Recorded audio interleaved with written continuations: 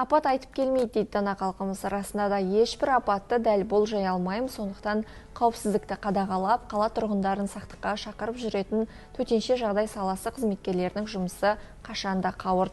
Қиын шақта көмекке келетін құтқарушылар қатарынан табылатын апаттар медицинасы орталығы биыл 30 жылдығын атап өтеді.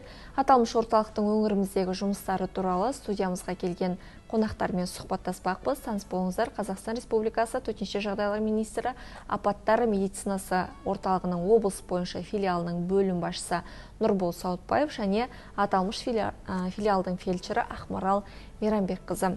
Студиямызға қош келдіңіздер. Енді биыл апаттар медицинасының айтулы дата 30 жылдығы аталып өтіледі. Жалпы тарихқа шолу жасасақ, біздің өңірде қашан құрылды, қазіргі таңда қанша орталық жұмыс жасап жатыр?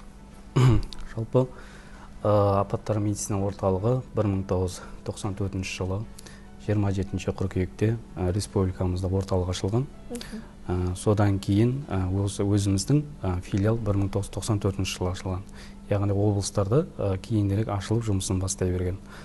Қазіргі биыл енді 30 жылдығын тойлап мерейтой өткізіліп жатыр.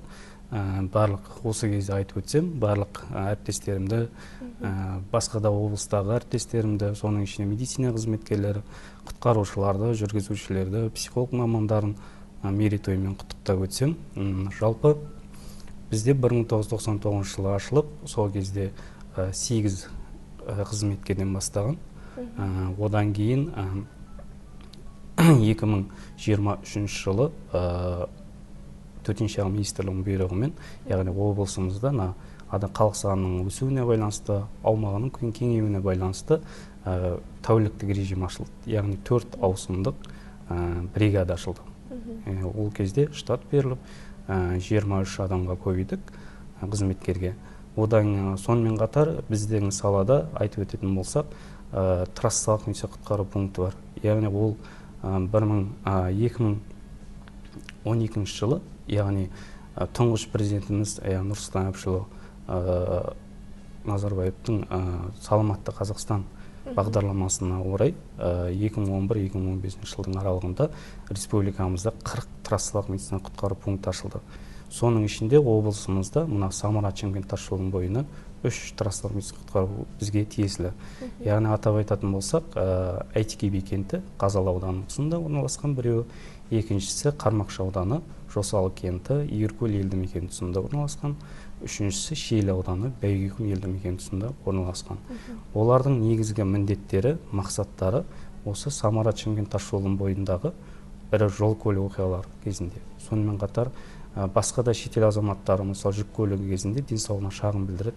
Өздігінен келіп көрінетіндер бар, жолда көрінетіндер бар, жолаушылар. Соларға алғашқы медициналық көмегін көрсетіп, тиісті аудан орталықтағы ауруханаларға жеткізіп отырады. Сонымен қатар негізгі олардың айырмашылығы, оларда уақыталық ауысыммен жұмыс істейді. Яғни 15 күндік уақыталық ауысыммен жұмыс істейді. Дәстүрлі медицинадан айырмашылығы, дәстүрлі медицина айырмашылығы. Яғни дәстүрлі медицинада атап айтсақ, дәрігер, фельдшер тек жүргізуші ғана болса, ал біздің мамандарда дәрігер, фельдшер, жүргізуші, құтқарушы, сонымен қатар психолог бірге жүреді бізде. Құтқарушының өйткені бізде ол реанимациялық автокөліктерінде арнайы авариялық құтқару құралдарымен қамтамасыз етілген. Яғни қысылған жағдайда, мысалы жол көлік оқиға кезінде зардап шеккен адамдарды қысылған жағдайда көмек көрсеткен кезде алып шығуға керекті құрал жабдықтармен кесіп алады, болмаса ажыратып, қауіпсіз жерге шығарып, тиісті медициналық көмегін көрсетіп, аудандық ауруханаларға тасымалдап отырады. Сонымен қатар біздің филиалдың өзінде 4 бригада бар. Ол жерде де дәрігер, фельдшер жұмыс істейді және психолог. Психологты айтып өтетін болсақ, оның да үлкен өте маңызды, яғни рөлі маңызды.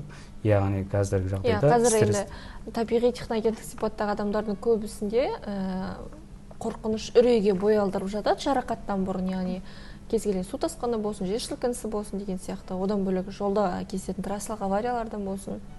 Психологтың маңызы жоғары. Бұл орайда айта кету керек, біздер су тасқыны деп айтып өттіңіз. Су тасқыны кезінде, мысалға 2020 жыл Мақтааралда су тасқыны болған кезде біздің психолог маманы сол жақта үлкен өзінің қызметін атқарған болатын. Игі іс-шара жүргізіп қайтты. Биыл да Батыс Қазақстан облысындағы су тасқынында біздің бір бригада өздері іс-сапармен барып қайтқан болатынбыз. Бұл жақта су тасқынында біз халыққа медициналық және психологиялық көмек көрсеттік. Және сол төтенше жағдайға жұмылдырылған студенттер, еріктілер, әскери қызметкерлерге де медициналық көмек көрсеттік.